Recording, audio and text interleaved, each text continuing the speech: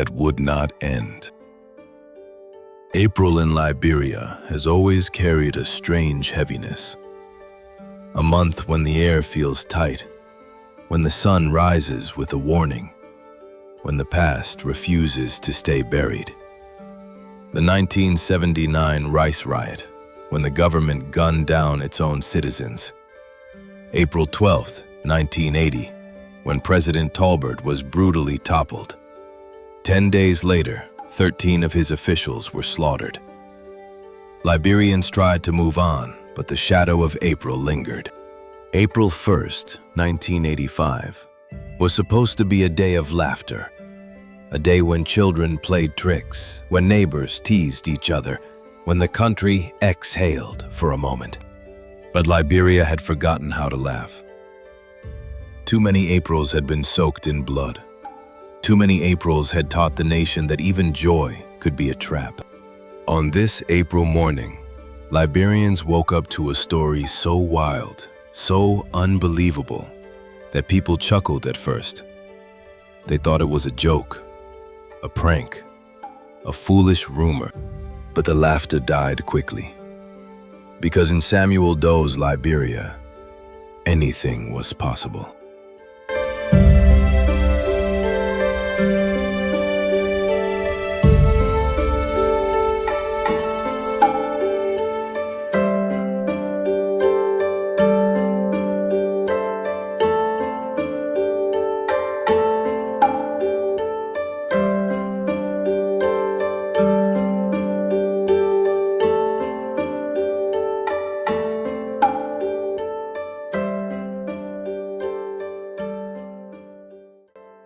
The dictator who feared his own shadow. By 1985, Master Sergeant Samuel Kanyon Doe had been in power for 5 long, violent years. He was young, but already hardened, already paranoid, already drowning in the fear that the same gun that lifted him to power would one day turn on him. He had discovered a simple, brutal survival tactic. Invent a coup, accuse a rival, execute him. It worked every time. General Thomas Weisien, gone. General Thomas Kweyompa, hunted into exile. Opposition leaders, watched, threatened, silenced. Doe wanted legitimacy. He wanted to trade his fatigues for a suit, to stand on the world stage as a president, not a soldier.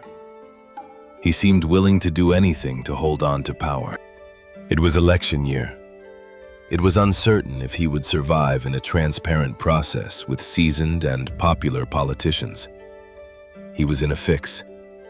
If the bullet did not get him, the ballot probably would. He was desperate and dangerous.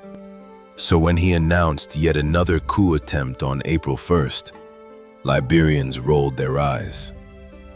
They had heard this story before. They had stopped believing him. But this time the story was too embellished and full of holes. The night of the shooting. According to Doe, the attack happened deep in the night. The Executive Mansion grounds were quiet. The city slept, and his convoy, a Mitsubishi Pajero, rolled toward the Executive Mansion gate. Then, out of the darkness, came betrayal. Doe claimed that Lt.Col Moses M.D. Flanzamaton, the deputy commander of the Executive Mansion Guard Battalion, his own tribesman, had mounted a pickup truck with 2 machine guns and opened fire. The .50 caliber roared first. 3 shots. Then silence. The gun jammed. Flanzamaton grabbed a second gun. 3 more shots. Another jam. Inside the Pajero, chaos. Bodyguards threw themselves on top of Doe, shielding him with their bodies. A single handgun shot shattered the window and tore through the spine of a guard named Ross. Then the shooter vanished into the night. It was a story full of drama, full of danger, full of impossibilities. The two escapes. What happened next depends on whom you ask. General Henry Dubar, Chief of Staff of the Armed Forces, told the Truth and Reconciliation Commission that Flanzamaton simply walked back to his post, calm, composed, as if nothing had happened. He said Flanzamaton was recruited by a CIA operative to assassinate the president. But another insider, Mr. Junius, told a different story. He claimed Flanzamaton was involved in a corruption scandal and wanted to kill the president to cover up. He said Flanzamaton fled toward Painesville, that Doe grabbed a radio and called him out by name, that the president himself sounded shaken, breathless, unsure. Two stories, two escapes. One truth buried beneath fear and conspiracy. The confession that no one believed. Within hours, Flanzamaton was captured. Within days, he appeared on national television. His face was swollen. His voice was flat. His eyes were empty. He named 4 opposition politicians: Gabriel Bacchus Matthews, Dr. Edward Kessley, Tuan Ray, and Harry Greaves, claiming they had promised him money and military pay raises to kill the president. Liberians watched in disbelief. Even Doe's own security forces doubted the story. By April 8th, the government announced there was insufficient evidence to link the politicians to the plot. They were released. Flanzamaton was not. That same day, he was executed by firing squad. No real trial, no transparency. Just another life swallowed by a regime that fed on fear. The impossible coup. The more people examined the story, the less sense it made. Flanzamaton wasn't an outsider. He wasn't a rebel. He wasn't a disgruntled soldier. He was family. He was trusted. He was part of the inner circle. And Doe's security was a fortress. Layered, fragmented, designed so no single unit could ever challenge him. The Executive Mansion Guard. The Special Anti-Terrorist Unit. The Special Security Service. Loyal AFL units. Everyone watched everyone. Everyone feared everyone. So how could one man bribe guards, mount 2 machine guns, and attack the president's convoy without triggering an immediate counterattack? How could he escape? How could he return to his post?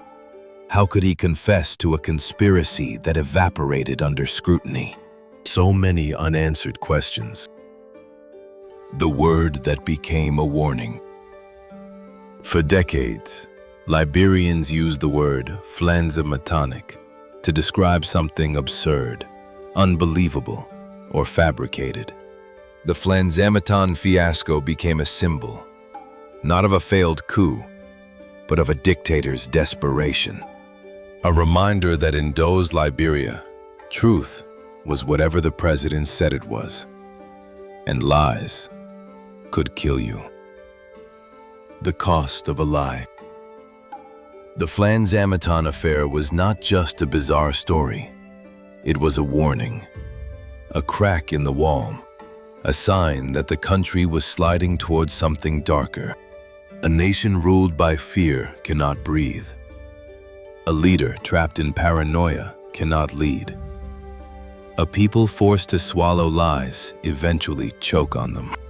This is the story of a coup that may never have happened. A soldier who became a pawn in scheme gone bad. And a country that paid the price for a dictator who weaponized the truth. In the end, the Flanzamaton fiasco was not about bullets. It was about fear. It was about power. It was about a nation learning, too late, that even the most unbelievable stories can become deadly when told by a man who holds the gun.